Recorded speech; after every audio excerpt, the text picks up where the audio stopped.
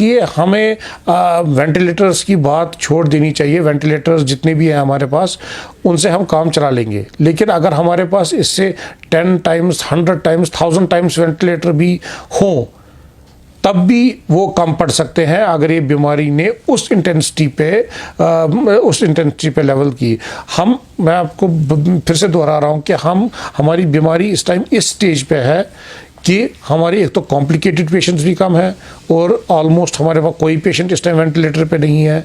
हमारे पेशेंट्स जो हैं इस बीमारी को बेटर तरीके से टॉलरेट कर रहे हैं due to whatever reason, लेकिन हम कोशिश रहनी चाहिए कि हम इस बीमारी को यहीं पे कंट्रोल करें और आगे ना फैलने दें, क्योंकि जितने पेशेंट्स बढ़ेंगे उतने हमारे कॉम्प्लिकेटेड केसेस भी बढ़ेंगे और उतने वो पेशेंट्स भी बढ़ेंगे जिनको वेंटिलेटर की ज़रूरत पड़नी चाहिए या जिनको आईसीयू की ज़रूरत पड़ती है। तो उस टाइम हमारा हेल्थ सिस्टम फिर हार जाएगा इसके सामने। लेकिन अगर हम इस स्टेज पे लोग एडमिनिस्ट्रेशन के साथ या डॉक्टर साहबान के साथ ताउन करें, तो हम कोशिश करनी चाहिए कि हम उस लेवल पे ना ही पहुँचे तो ज़्यादा अच्छा है। इसी लेवल पे इस बीमारी को रोका जाए वो ज़्यादा बेहतर। वेदर की मैं बात ये कहूँ कि वेदर का इसके साथ कोई रोल नहीं है।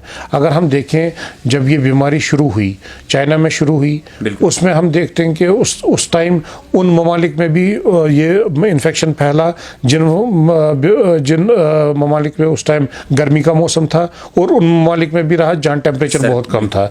इसलिए वेदर का कोई रिलेशन नहीं है। हाँ, अगर हम ओवरऑल फ्लू सीजन हमारा होता है तो वो हमारा विंटर में ज़्यादा होता है, तो विंटर में हम एक ही जगह बैठते हैं ज़्यादातर, तो उसमें ज़्यादा बीमारी फैलने का ज़्यादा खतरा रहता है।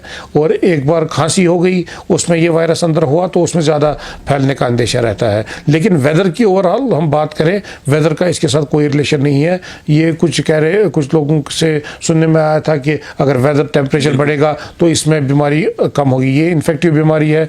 अगर किसी को भी इन्फेक्शन हो गया, जिस तरीके से भी ये फैलता है, फोमाइट से, खांसी से, स्नीजिंग से, और उस टाइम भी फैल सकता है, लेकिन इसका वेदर के साथ कोई कनेक्शन नहीं है। सेकंड, आपने इम्यून सिस्टम की बात करें, जितना हमारा इम्यून सिस्टम हमारा ज़्यादा स्ट्रांग होगा, उतनी हमारी सलाहियत होगी अंदर इस बीमारी को फाइट करने की। और इम्यून सिस्टम बूस्ट करने की बात करें, वो इम्यून सिस्टम तो वैसे ही हमारा अंदर होता ही है। उसको बूस्ट करने के लिए हम बेस्ट रहता है कि अगर वैक्सीनेशन, लेकिन अनफॉर्चुनेटली इस बीमारी में हमारे पास वैक्सीन अवेलेबल नहीं है। लेकिन अगर मल्टीविटामिन्स, मिनरल्स, एंटीऑक्सीडेंट्स या गुड न्यूट्रिशियस फूड्स हम ले, तो उससे हम अपने इम्यून सिस्टम को बूस्टअप तो उससे हम अपने इम्यून सिस्टम को बूस्टअप कर सकते हैं। बात करें, चाइना में भी लाखों पेशेंट्स थे, बिल्कुल और करीब 1 लाख पेशेंट थे वहाँ पे भी। उसमें भी हम देखें कि मेजॉरिटी ऑफ द पेशेंट्स वहाँ पे भी जो माइल्ड डिजीज़ में मुबतला थी, और डेथ रेट्स भी उतनी ही हुई जितनी हर जगह, मतलब जितनी स्टैटिस्टिक्स।